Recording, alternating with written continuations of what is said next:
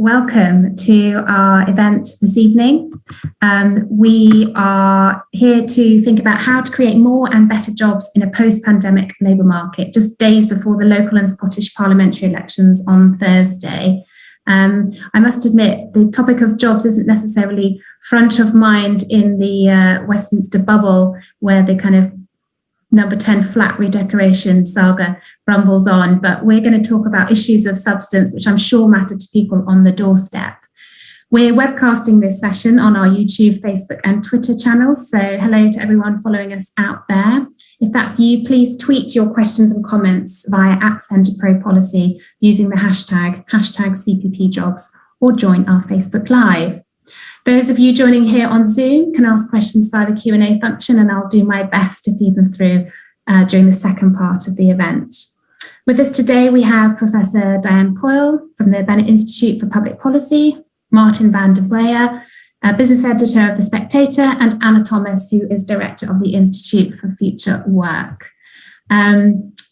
This event is coming at a time where we're over 12 months on from the first COVID lockdown, where we saw a massive shift in the role and expectation of the size of the state, with the kind of flagship furlough scheme holding up the labour market. Since then, I think the conversation has, thankfully, if I may say so, shifted from whether and when we're going to be going back to our offices to address some much bigger, more interesting and more fundamental questions about the nature of work and how that might be changing, what that means for business and how business are investing, what that means in terms of the quality of jobs and how people's sort of lived experience, as it were, of being in work, and what that all means for the economy and the extent to which we can create inclusive economic growth, which of course at the Centre for Progressive Policy we're really interested in. One of my concerns is that we won't learn the lessons from the last recession, and that instead of thinking about how we create more and better jobs and get people into those higher quality jobs, we as a government, we start to push people just into any job as the fear of unemployment continues to grip. There's some evidence that government's really starting to put its muscle behind the role of skills retraining and the rest, with the FE white paper being a positive indication of its commitment there. But at CPP, we think it's really kind of missed the boat and could have spent the last 12 or so months during the furlough scheme to get ahead of that, rather than relying on kind of last minute efforts to push the skills agenda. There's also a question about how much money will really go into FE and other parts of the skills system, and we won't see that until the comprehensive spending review. So still a lot of big policy decisions to set out, and we'll be discussing those with our experts today. To kick us off, I'll hand over to Professor Diane Coyle. Diane, as you will know, is a leading economist and runs her own Enlightenment Economist, if I've got that right, Diane, consultancy, and has been really at the forefront of thinking about these issues, including through the Migration Advisory Committee for many years. So I'll hand over to Diane.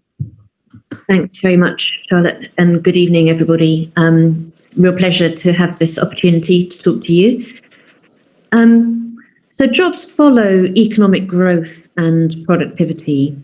And let me say at the start that economic growth has to be sustainable, and we should be accounting for the impacts of on climate and biodiversity. But that's what I'm going to say about sustainability. I'm going to take it as read and focus on the labour market questions. And as Charlotte was just saying, we're going to go into a period where the furlough scheme will be phased out, business support will be unwound, and it's not yet clear what's going to happen to the economy overall or the level of unemployment. I'm not somebody who believes that we're bound to have a roaring 2020s as a result. That will happen in pockets for sure. But the inequalities in our society had become really unsustainable before the pandemic, and now they've got worse.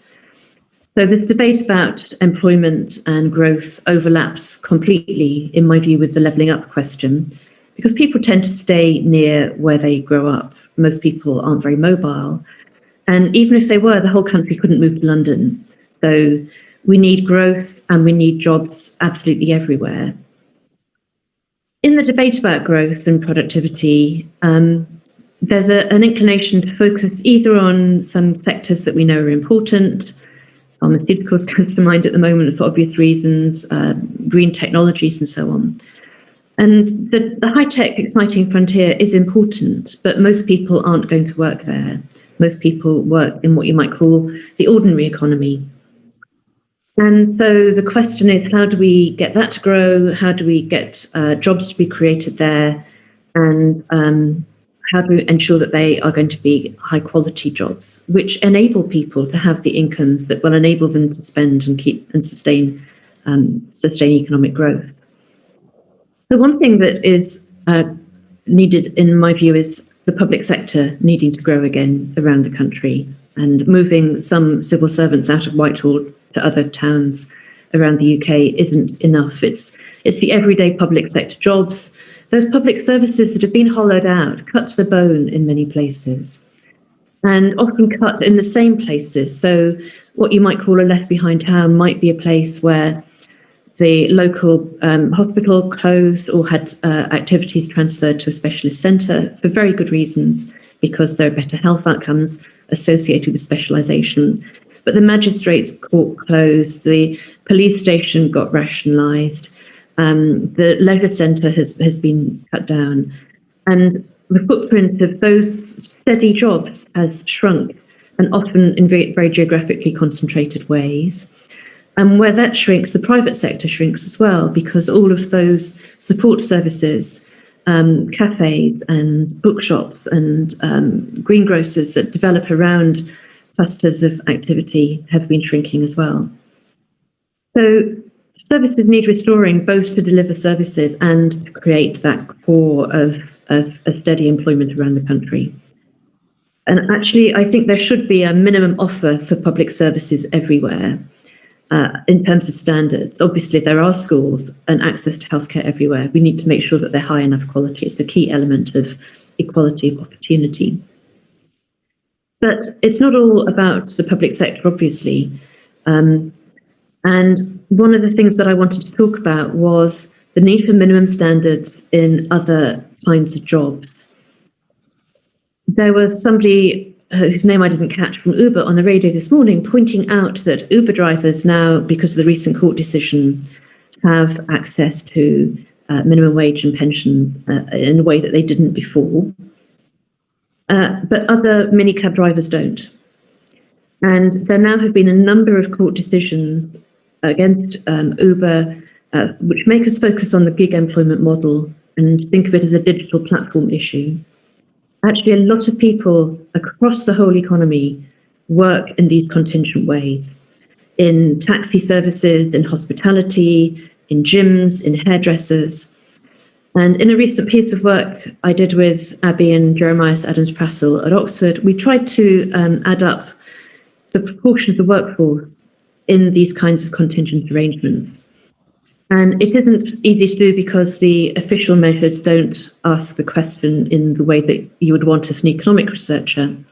But if you look at 0 hours contracts, fixed-term contracts, platform work, and so on, it adds up to about 23% of the UK workforce, which is really a surprisingly high number. It's not just about digital.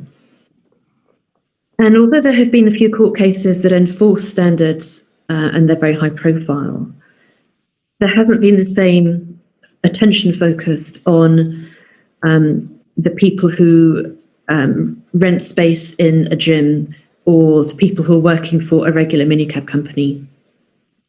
And anyway, to have the quality of work sustained and conditions of work sustained by court cases isn't very satisfactory.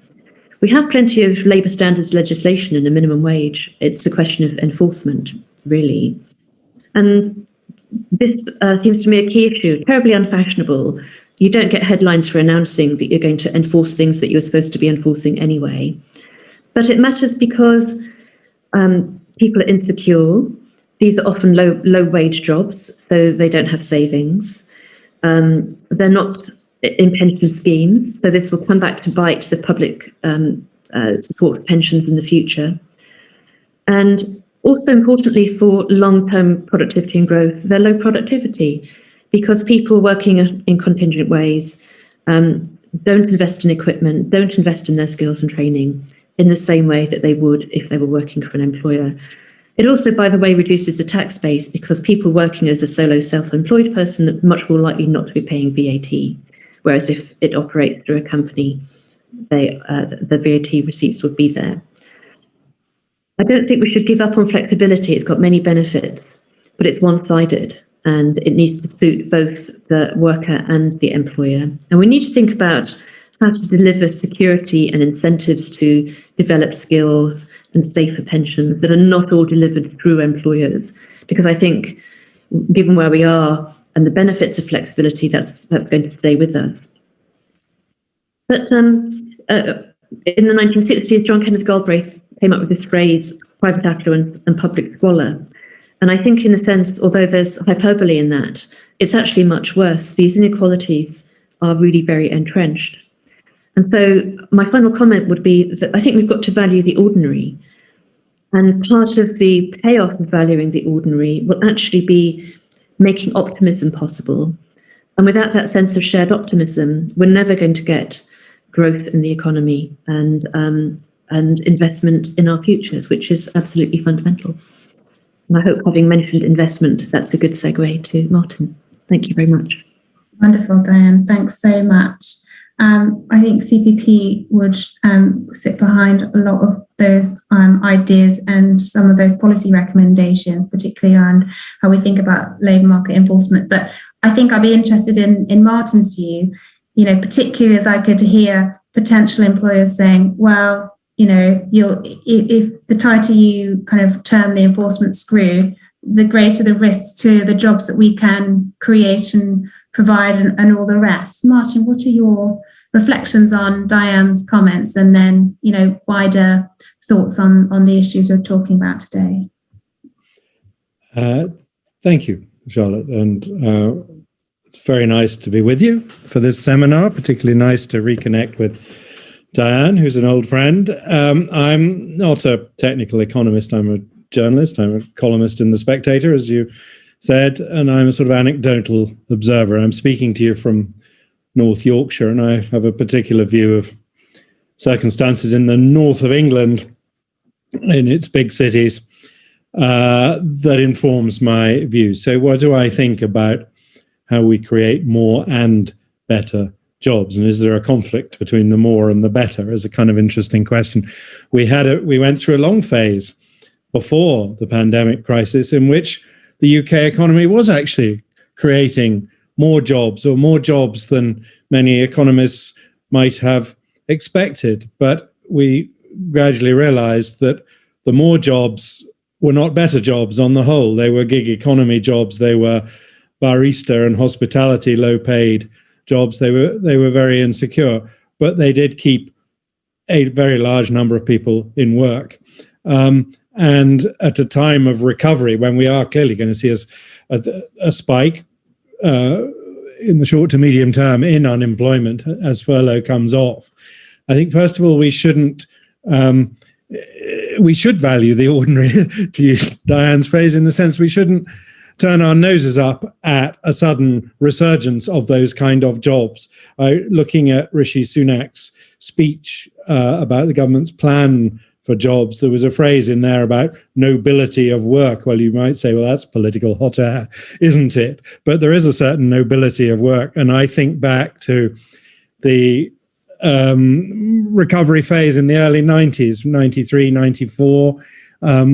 I remember writing a cover piece for The Spectator about the concept of Mac jobs. That was the idea that a very large number of people in the United States, and then increasingly here, their first job was in McDonald's flipping burgers. And was that a good thing or a bad thing? And on balance, you could say actually it's a rather good thing. It put people into work. It taught them disciplines of work.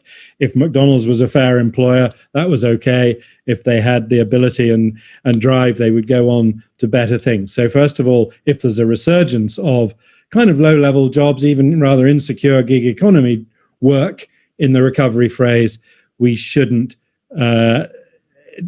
discourage it or look down upon it. It is work, and work is better than not work. But better jobs, what are better jobs? Well, better jobs are more secure, more sustainable, more skilled, going up the ladder of employment, as it were. And how do we get to that? Well, I agree with Diane when she said it's not all about the public sector. I think I would say it's a lot less about the public sector indeed than she was indicating. It's not, for instance, about shifting civil servants' jobs to the red wall seats to the north of England. There are side effects of doing that. Property prices in Darlington are going up because the Treasury is arriving. An entrepreneur up in the northeast was telling me the other day he finds it difficult to recruit skilled software people because a lot of skilled software people have left recently who were EU citizens, and up in his area the DHSS and the DWP are competing in the employment market to hire the best software people, so the entrepreneurs are having to scramble around, pay up to get more of them. So I don't think it's about just token shifting of public sector jobs around the country at all. I think it is about, essentially it's about skills, it's about provision of transport links, about broadband links, and so on. Andy Haldane's paper about Ashington is a brilliant analysis of all of that. And how do you attract business investment? It's the skilled workforce. It's the international transport links. Well, they're all disrupted at the moment. It's been thrown into some disarray by Brexit. I'm not a I work for the Spectator, but I'm not a Brexiteer by anybody's measure. And I think that has been a great setback towards inward investment, but business investment generally. Very important thing is to encourage entrepreneurship, really, to make the best circumstances for existing entrepreneurs who want to grow their businesses, also for young people who want to start businesses.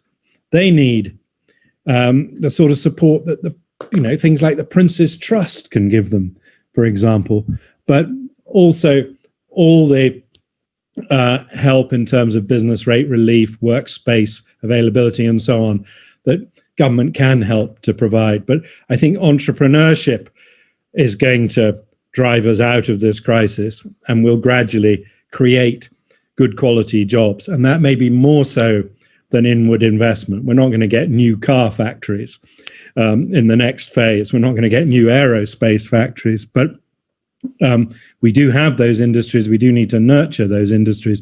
Skills training is absolutely central to all of this. And I think the way Charlotte put it, there is an awful lot of catching up to do in that area. And that's the thing the government could do best of all. And then just make circumstances in which entrepreneur-led businesses and existing businesses with pent-up capital waiting to invest are prepared to do more.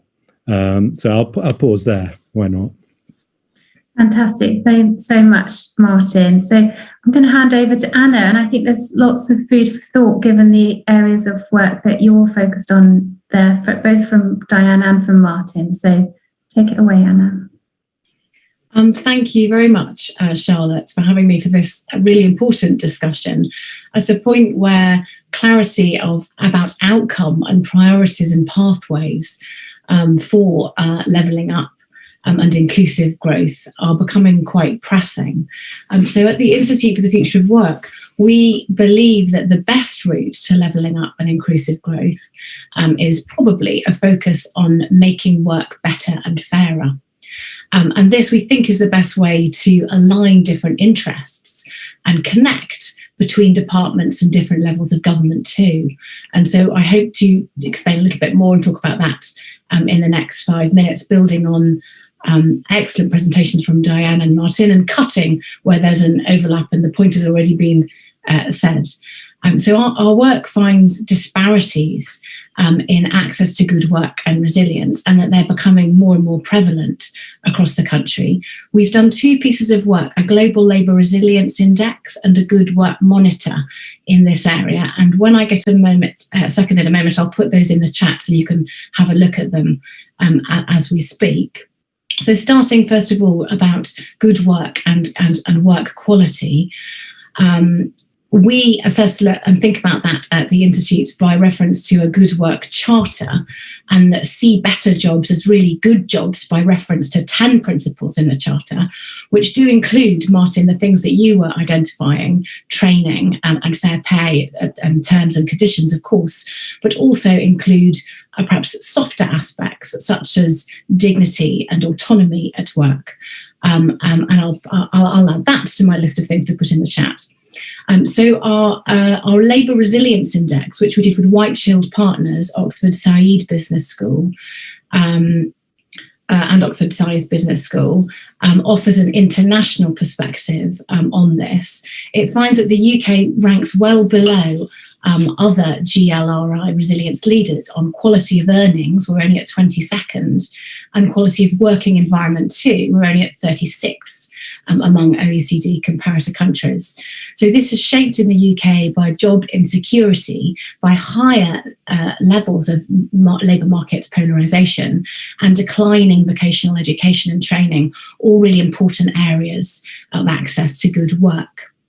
And picking up on that training point that Martin rightly emphasised, the prevalence of employer-provided training has fallen in recent years.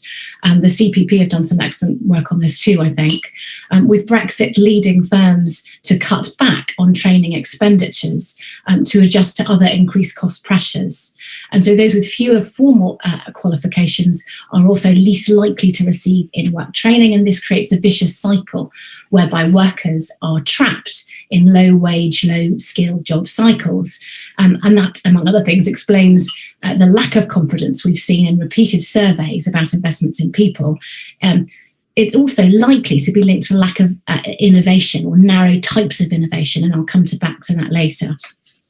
The UK ranks 10th for labour market flexibility among its peers, but we do have to ask flexibility for whom, and our qualitative work, which accompanies the index but is in-house, suggests that in the UK this may serve the interests of employers more than it should. So our interviews through the pandemic find an increased use of digital tools to aid recruitment and management. Greater use of algorithmic management can present new opportunities and incentives for firms to increase the flexibility of their labour force, what we call the liquidisation of the workforce, mostly against the disadvantage of workers we're finding at the moment who have increased risk and responsibility put upon them. And Diane's paper, I think, on the Uber case makes that point too. So as far as we can tell, part-time workers on an involuntary basis represent 5% of the active population, could well be more, but we know it's about 5%. And that's the 5th highest share among OECD counterparts. Plus, we're finding that the basic floor of protection is lower than OECD competitors, and that this is holding the UK back in terms of resilience to shocks, different types of resilience to shocks. The UK is also performing below other GLR top performers in the cost, spend and effectiveness of active labour market policies. So basically, these things sit underneath headline indicators, which give a sunnier picture. In terms of regional disparities, national results also do hide the notably higher levels of inequality than most of its counterparts, both within and between regions. And the UK is the 4th most unequal country on the labour resilience indicators in the top 20 after the US and Canada and Luxembourg. So this we know, and the extent of the interconnectedness of different types of inequality has been highlighted through the pandemic. The Good Work Monitor reveals the stark differences in the availability of good work prior to the pandemic at a local authority level, and 8 of the top performing local authorities are in the southeast of England, joined only by the affluent area of Trafford in Manchester, and Rutland, the smallest unitary authority in England by population. To bring a human dimension or example to this, the availability of good work shapes individual ability to reject or decline standards of a poor work. So we spoke to 2 retail workers, one in London and one in Grimsby, And while the London retail worker told us she saw significant staff turnover, with many staff seeing work in her store as a temporary stopgap and undesirable career, the young woman we spoke to in Grimsby reported that any guaranteed hours contract within the supermarket that she was working with was seen as a highly competitive job. So this is a reminder of the vicious circle mentioned, whereby local places characterised by bad work beget further bad work, which is the cycle that we need to break. There are three angles on the more conventional regional levelling up story, which I'd like to pull out. Firstly, and if you could just do in very short time, because I want to come to the panel debate a little bit, if we could just yes, absolutely. Along. Thank you. I'll miss that big and go straight to points about innovation, which I know you want 3 points, and leave the wrap-up ones. So 3 points on innovation. So we do need to promote innovation and equality in the economic mix of activities across the country. And we've measured that by business startup rates in the Good Work Monitor. Another angle is that we need diversity. So research, not our own, research from the LSE shows that promoting equality at work would expose children in more families to the factors that drive innovation, so quadrupling the number of innovators.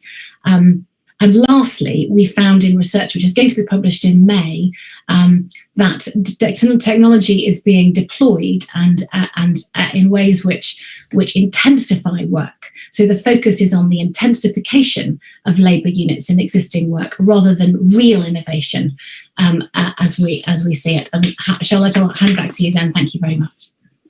Thank you so much. Some really thought-provoking remarks from everyone. I've got a few questions to come back before we go to our audience.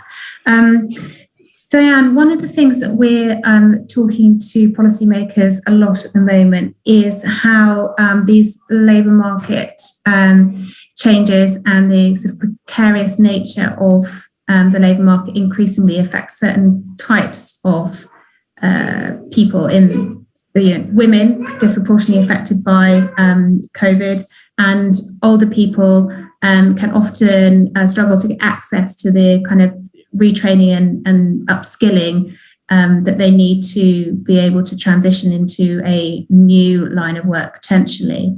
Do you have any kind of insights on what you'd be advising government on, particular groups within the labour market that might be disproportionately affected by the inequalities that you outlined? The ones who seem to be least happy about their quotes flexible status, who are least content to work like that and would like more solid permanent jobs. It's actually white males, young males with few skills. So I think it's a skills problem. I mean, obviously the pandemic has, there's evidence it's hit women particularly hard and parents generally, but at longer term, I think it's that same group that has been troubling people in education and how to, effectively put people on a path to being able to upskill and therefore get the kinds of jobs for which there's, the excess demand that Martin was referring to is quite a challenge, and nobody's cracked that yet. I'm sure it's partly to do with schools, but also FE, which, as you said right at the start, is getting a little bit more attention now, which is a good thing. One of the areas that I would like to see devolved more locally is actually FE and skills policy, because the granularity of information that you need to know about opportunities in the local labour market, it really takes people on the ground to understand that. And you can't talk in categories like electrician, because the kinds of electrician needed in particular types of firms and sectors, that differs very widely. So I'd like to see not only more money put into FE and more attention paid to it, also more stability policy, which has been very changeable, as that fantastic IFG report showed a few years ago, but also that we actually find out where the gaps are and what skills are needed in the labour market, which we can only do much more locally. Fantastic, thank you. And Martin, the COVID Recovery Commission, I'm not sure if you're familiar with it, launched, I think last week, 10 business leaders, Shell and Tesco's and the like, came out and said, this is what we think we need to do if we are going to build back better. One of the things that they talk about was localization of recovery plans, and skills has to be central to that, we would argue, at the centre here. But they also talk about having a kind of concerted, you would call it, industrial strategy for those industries in which we are currently most competitive. What are your thoughts on that? Sort of particularly in light of the fact that the current government has actually moved away from thinking in terms of industrial strategy. Does that help us here? I suppose it doesn't help that we've never really had a government that's had a useful industrial strategy in living memory, have we? But we do have some very strong industries, in particular, sort of advanced engineering, pharmaceutical, automotive and aerospace I mentioned, and there are opportunities. So I said, I don't think we'll get any more, Japanese-owned car factories coming into this country. On the other hand, if we're really at the cutting edge of the electrification of the automotive industry, in battery technology, in even driverless car technology, all the new technologies of transport, then we have a chance of preserving those industries. Now, how does the government do that? It doesn't do anything to diminish the strength of our university sector, for example. But thinking of what Diane was just saying and so on, one of the things I think we could do with after the pandemic is a sort of reappraisal. Really, a lot of kids have not had a year's experience at university, where in fact they might well have been studying something that wasn't going to get them a job anyway. So there may be a realization that there's a slice of the higher education sector which is pretty unproductive, and that the further education sector, whether it's the electrician, whether it's the decorator who's going to put the wallpaper up in Downing Street, whether it's all sorts of skills that are now going to be needed to transform town and city centres in the new world, the new sort of semi-working from home world, the greener world where people don't want to commute, and so on. There's an enormous opportunity arising. We don't know how it's going to play out. It's more of an entrepreneur opportunity, I think, to transform city centres. How do we make all the skills you need for that? Well, that's probably in the FE sector if the government has any input to it. So, sorry, that's a rambling answer to the question you threw at me, but those are my thoughts there. Fantastic, thanks. And actually, CPP research found a few years ago that about 100,000 graduates each year would have been better off not going to university and studying a further technical education instead, in terms of the salary opportunities that would come from that. And we sort of know that, but I think perhaps that will come into focus. We've known that for ages, just nobody was prepared to do anything about it. Well, now is a good moment, actually. In terms of skills, I think the other participants may know more about this than me, but we have just lost, I believe, a chunk of our skilled younger population, which is the EU migrants who've left the UK and gone back to their home countries. Therefore, there should be vacancies in those areas, but we don't have the trained people coming out of our education system to take up those jobs. So actually, the smartest entrepreneurs are saying, well, I can hire a software coder in Lithuania or Mexico to do this work. We just do it online. We need to get ahead of that, don't we? Can I respond very quickly to Martin? So you would expect me not to be a fan of university bashing and the culture war against universities that's going on. That lovely picture behind you. We've undervalued mid-level technical skills, and there are real skill shortages. And that's why, to link it back to your question, Charlotte, I don't care if you call it an industrial strategy, but having a strategy, having some long-term aims and not having a policy seesaw all the time, having some kind of consensus among the parties about which are the industries that are going to grow and what are the skills all the way down, up and down the skills ladder that are needed there. I would love us to have a strategy. Fantastic, thank you. And Anna, finally, in my introduction, I referred back to the lessons we hope we've learned from the 2008 recession. If you were to say one thing to, Boris and Rishi Sunak and others. What would you be advising them so we don't build that worse? Because I think there's a lot of risks that we've talked about collectively here. How would you try and mitigate some of those? Yes, and it's very hard to fish out just one thing to say.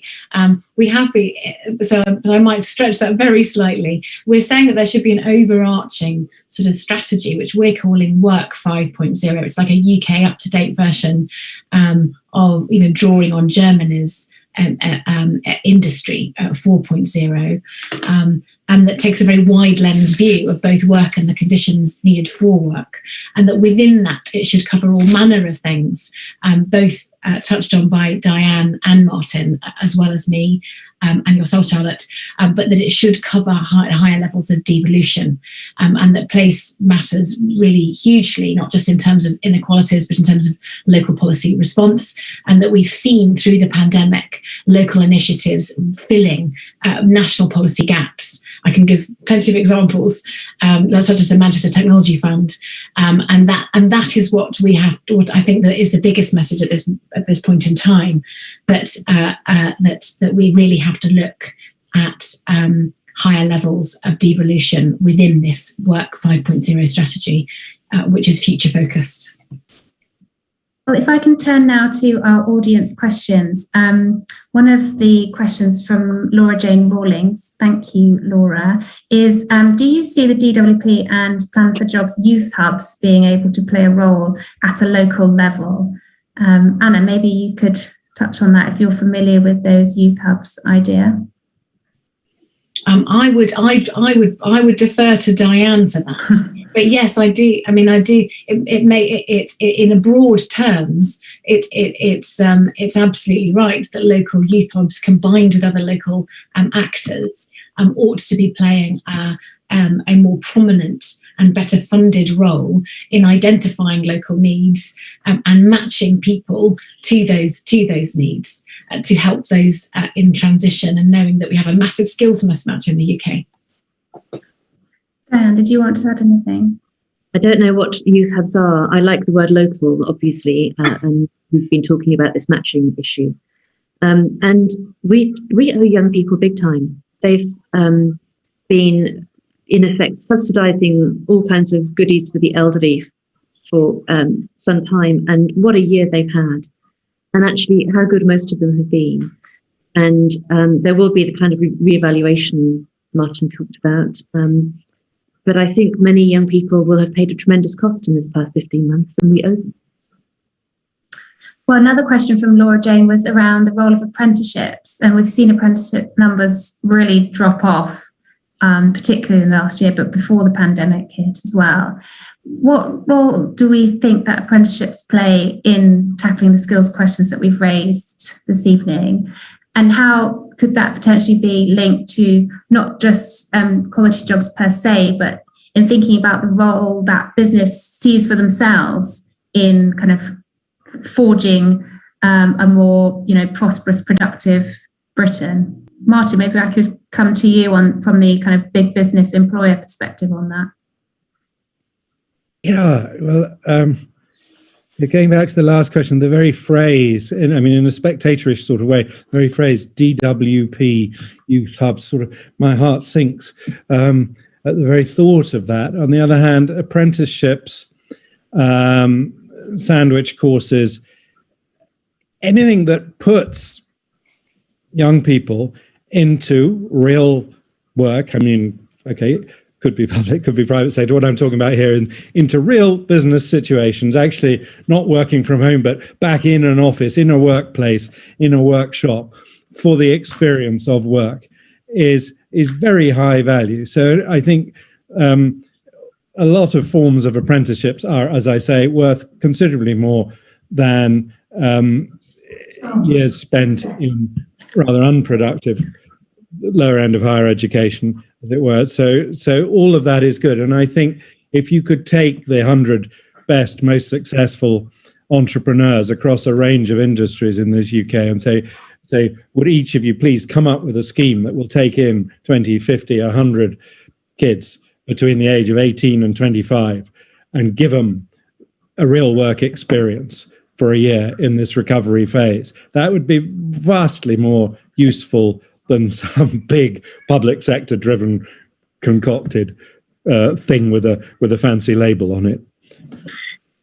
Martin, I totally take your point on that, and I think we can point to various kind of failed attempts to do just that. But one of the things that I've been struck by when I've been to different places and held roundtables, say with local leaders and representatives from LEPs and other firms, is that many of them will be doing just that and each trying their best, but nothing adds up to anything that's systemic, that leads to systemic change, that sort of really manages to make a breakthrough. And I wonder if that's because there are only so many good employers, in inverted commas, or whatever what else the other barriers to that might be. So I don't know if you've got any thoughts on how we really push it out. Employers with their backs to the wall right now, who are going to struggle to come through. I am a bit more of a sort of roaring 20s recovery person than Diane is, but there are many businesses that don't have the resources, the capacity to do altruistic schemes like this. So, the government would have to find a way to fund some of it, or pick the ones that are in the better positions to do it. But again, what some employers will say to you is, we'd love to do that if the people you send us have the motivation and the basic STEM skills and so on from their school days to make it worthwhile.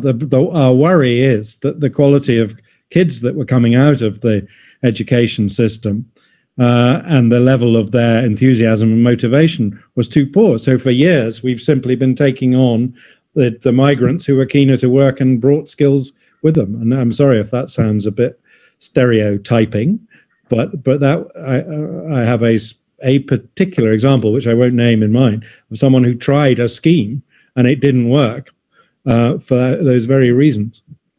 Well, I think there's sorry, go on, Dan. I think there must be something wrong with how the scheme operates here, because many countries have successful apprenticeship programs. Employers in the UK warned the government that the incentives for them were not very strong in the scheme, and I don't understand why there's such a resistance to tweaking it. There's also, of course, quite a lot of informal apprenticeships, particularly in small companies. They don't call it that, but they will take on a youngster and train them up. Could one of the potential barriers to this, and sort of, or at least the drivers to some of those behaviours that you were talking about, Martin, a question from Freddie Kellett in the audience about the role of minimum wage. And I think his question, correct me if I'm wrong, Freddie, refers to whether it's not just a flaw, but has become, in the age of precarious work, a ceiling for some employers, and a ceiling that not all of them necessarily even meet. Does that kind of hold down aspiration if kind of a minimum wage job where you have got no guarantee of hours is the kind of best you can hope for in a particular place? Does that feed into the kind of, patterns that we're seeing, Martin, of the kind you describe? That sounds more like a question for Anna than for me. But the first thing to say is many people on the right of the spectrum of economics were very dubious about introducing a minimum wage long ago. When it was introduced, they thought it would damage employment and be bad for businesses. And it turned out not to be. The business world adjusted to it.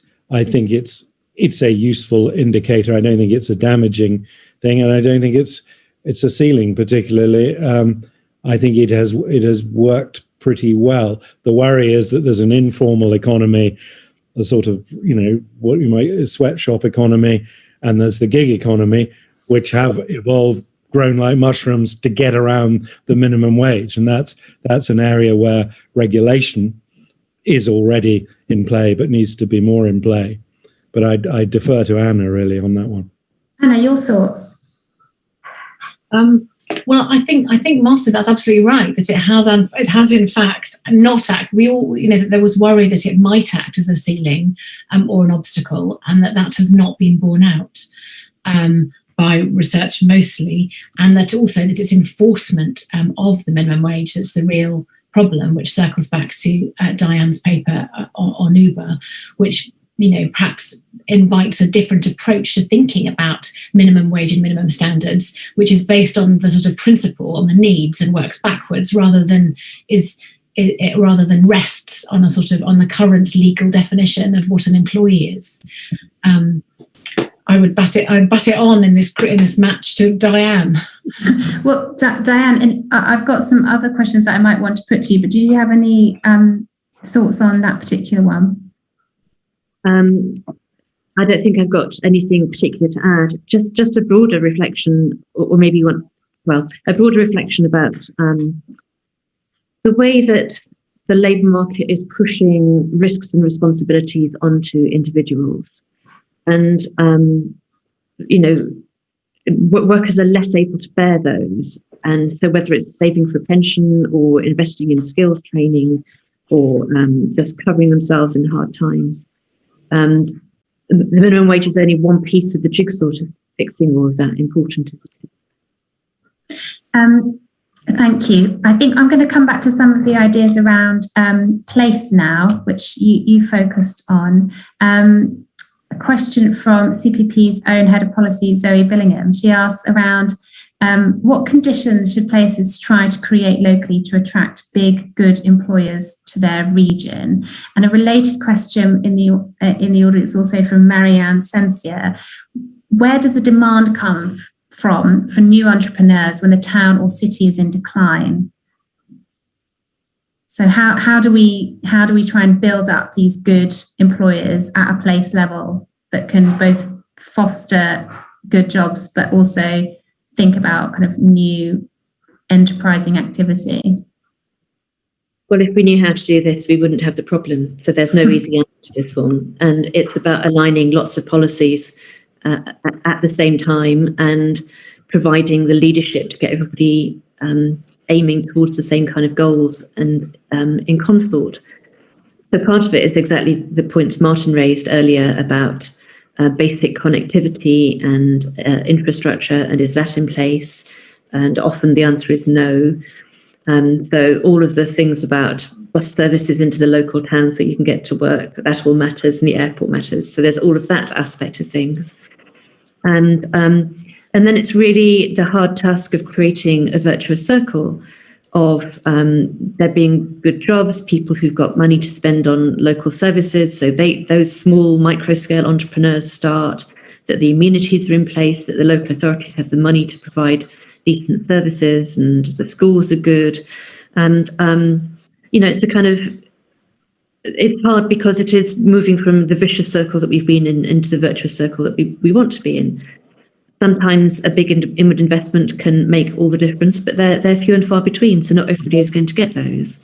So I think we're in for a long haul, and actually it's going to take a lot of both private and public investment, including in infrastructure, to get this starting to work. Anna mentioned devolution, and I think that's worth emphasising, that where it works very well.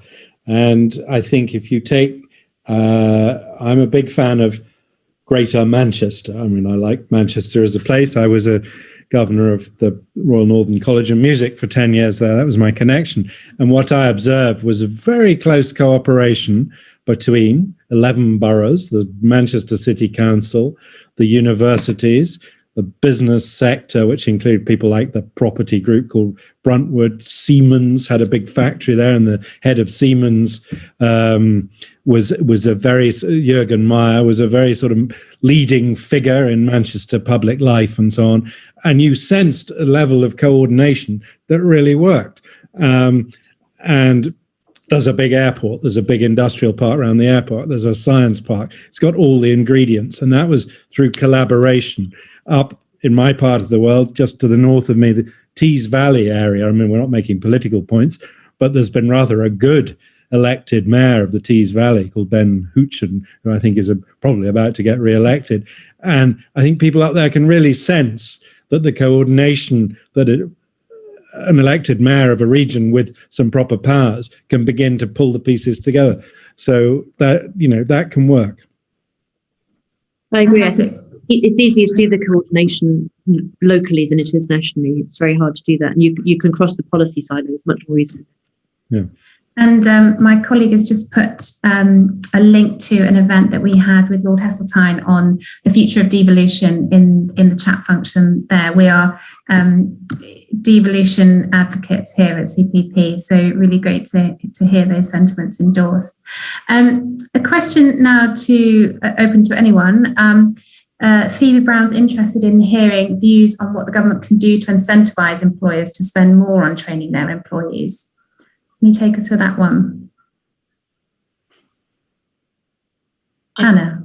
I can add one point on that, which is that incentivising human expenditure on what economists would call human capital, as well as physical ones, should be introduced.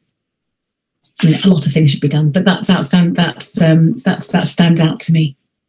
So sorry, just to clarify, so incentivising an array of measures that support development of human capital on the part of employers? Yes. So employers get credits and support for specifically linked to their tax or training, as in the same way that they do for physical infrastructure. Sorry, I wasn't clear.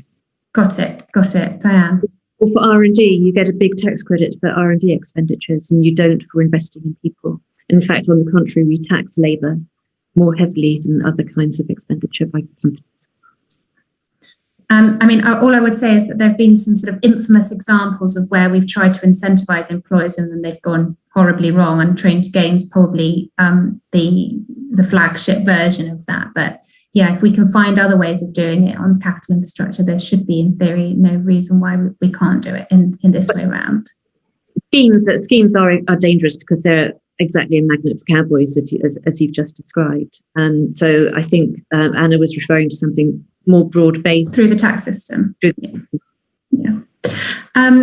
Question which, Diane, you might want to pick up on, because it refers to your valuing the ordinary. Robin Beveridge asks, how do we effectively achieve that, particularly when government is always chasing the new sexy sectors? I was struck by Martin's comments earlier about how we've got to transition to a future economy based on what we have now, rather than trying potentially, this is my interpretation, Martin, sort of expecting some of that inward investment or the kind of other lucky star to land from Japan or wherever else it might be. Diane, did you have any thoughts on how we might start to value the ordinary and think about job creation, high quality job creation in those sectors? Well, it would, for example, be thinking about something like the social care sector, where we know that demand is going to grow and that money will be tight. So why aren't we thinking about what investments are needed and what skills are needed among that large workforce? So rather than the model where they're paid, possibly at best a minimum wage, and a lot of it has been migrant labour, can we not think about skills and career structures and focus on increasing productivity in what's going to be an important and growing part of the economy? Because we want the high-tech frontier in certain parts anyway. Not every country could do everything. Of course, we want to grow those and celebrate those, but most of the economy isn't like that. And if we want to see productivity go up and incomes rise and broad prosperity, then we need to think about productivity in pretty much everything that people do. And there's a kind of resignation to the fact that there are always going to be rubbish jobs, and we'll have to live with this divergence in people's fortunes and status. And I don't buy that. I think you can think about creating much higher quality and higher skilled jobs in most parts of the economy. Can I add? Martin?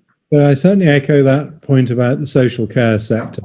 What we probably have seen as a result of the pandemic is there's a sort of changing of values. There's a revaluing by society of healthcare workers. We now value them in our minds, in our hearts, much higher perhaps than we did before. And that needs to somehow take in the social care sector as well. That involves cost elements that somehow will have to be paid for. But that is an area of what I think we're calling the ordinary that ought to have a higher value placed on it. Something else is the sort of green revolution.